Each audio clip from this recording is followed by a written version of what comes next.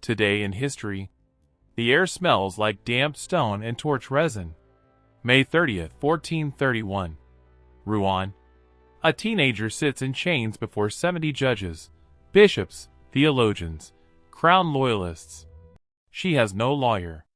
Her name is Joan of Arc. In a few hours, they will burn her alive. To understand why, go back to Domrémy, 1412, a hamlet so small most maps skipped it. England has been carving up France for decades. The French king is mentally ill. His own son declared illegitimate by his own mother. France isn't losing a war. France is dissolving. Into this collapse, a child is born. Joan, farmer's daughter, cannot read, cannot write. By 13, she hears voices. With blinding light, she says. She names them as saints. Modern historians debate what this was. She believed it completely. And that belief would rearrange the map of Europe. Her mission, find the Dauphin, restore France. She is 16, from a nameless village.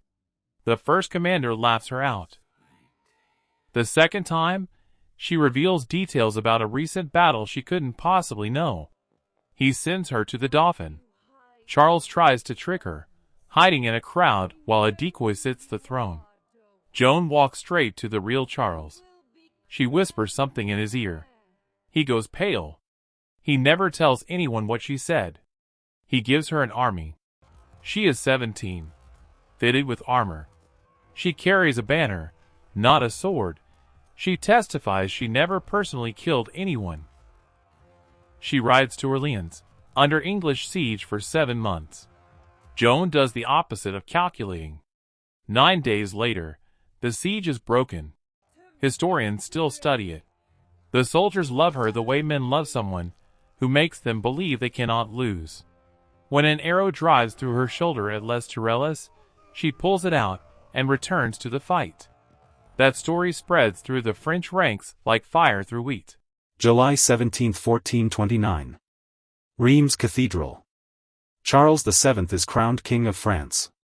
Joan stands beside him in full armor. The farmer's daughter has restored the monarchy. She is 17. She has about 12 months left to live. Power is comfortable. Joan is not. She pushes for Paris. The court wants diplomacy. She is sidelined, given bad logistics and unclear orders. At Compiègne, 1430, she is pulled from her horse and captured. Charles VII, the king she crowned, does not pay her ransom. The English buy her for 10,000 livres. A girl claiming God sent her to fight them is a propaganda catastrophe. They hand her to Bishop Cauchon, whose career depends on English favor. Trial begins January 1431. Charge, heresy. 70 judges. No defense. Every question is a trap. If her voices are from God, she bypasses church authority. If not, she's a fraud. Both punishable. She is questioned for months. Illiterate, chained, outnumbered, she gives answers that frustrate trained theologians. They break her physically.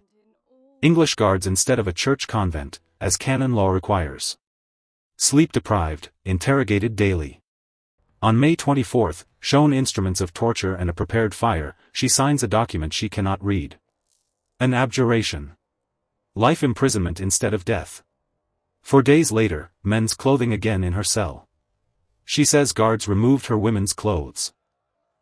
Cauchon calls it relapse into heresy. Whether setup or defiance, the machine had decided. May 30, 1431, Joan burns in the marketplace of Rouen. A soldier makes her a cross from 2 sticks. She dies repeating the name of Jesus. She is 19. 25 years later the church reopens her case. In 1456, she is declared innocent, every charge annulled, the 1431 trial voided as fraudulent. In 1920, the same church that burned her canonizes her as a saint. The institution that destroyed her, sanctifies her. Joan's story tells us what no textbook will. Institutions don't destroy people for being wrong, they destroy them for being inconvenient. She burned because a peasant girl had outperformed every general, bishop, and prince around her. This pattern repeats, leaders silenced not for failing but for refusing to submit, voices crushed not for lying but for truth at the wrong time. The cost of conviction is always paid by the individual, never the institution. Joan knew the fire was coming. She walked toward it anyway.